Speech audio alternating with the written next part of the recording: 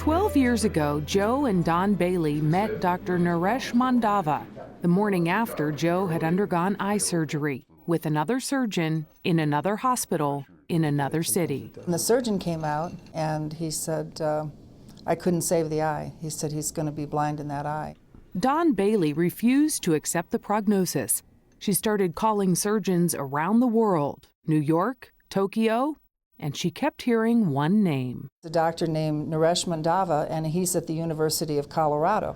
Now, more than a decade later, Dr. Mandava has saved Joe's vision in both of his eyes. He's my brother. That's how I look at it. He's my savior. He saved me. He saved my life. But with 150,000 people treated by the Department of Ophthalmology every year, not everyone will get good news. Sight has always been so terribly important to me. I've always thought that I would much rather give up my sense of smell, my sense of hearing. I'd even give a limb or two as long as I could keep my sight.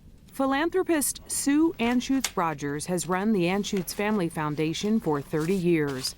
Her office reflects the many times she has been honored by a grateful community. She is also an expert cattle rancher, an intrepid world traveler, and a skilled elephant wrangler. It fell to Dr. Naresh Mandava to break the bad news to her. She has macular degeneration. Eventually, I would lose my eyesight. It is grim, and I would not wish this on anyone. But Sue Anschutz-Rodgers doesn't have an ounce of self-pity in her soul. I have a saying, we cannot change the winds, but we can adjust our sails. And so I've been adjusting my sails for a long time, so I'm a really good sailor now.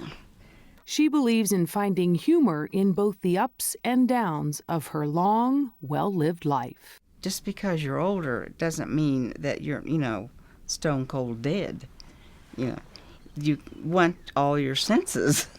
Dr. Mandava has treated Sue to slow the progression of the disease, and that has allowed her to continue her duties at the foundation, to travel to her beloved Africa, to enjoy her family, and to develop rapport with her doctor.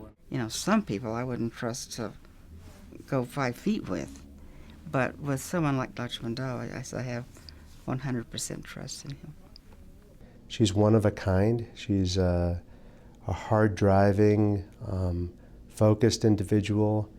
She's fiercely independent and cares so much about her own family as well as all of us, and she's not afraid to show it. This year, Sue Anschutz-Rodgers showed how much she cares by endowing the first chair in the Department of Ophthalmology, the Sue Anschutz-Rodgers Endowed Chair in Retinal Diseases, to be held by Dr. Naresh Mandava.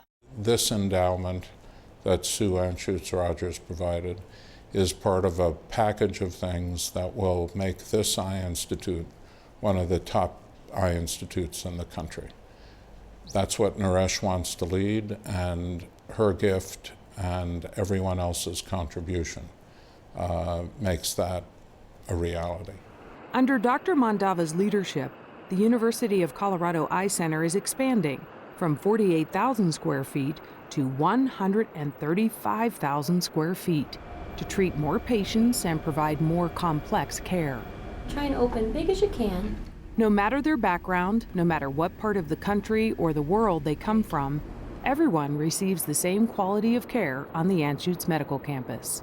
The largesse of the Anschutz family, their generosity has created one of the greatest campuses in the United States, maybe the greatest medical research facility in the United States. But I think Sue saw that this is only one part of the program. The second part of the program is you have to fill that hospital and that great campus with incredible people. And I think Sue figured this out a long time ago, that she was going to spend her resources in a way to build further and take what had been created out there to a different level. And Naresh is one of those people that will take it to a different level. Sue's gift has already prompted others to follow suit. When someone as well-known and extraordinary in this community as Sue Anschutz-Rodgers gives a gift. It sends a signal to other people. This must be pretty good because she's got exquisite taste.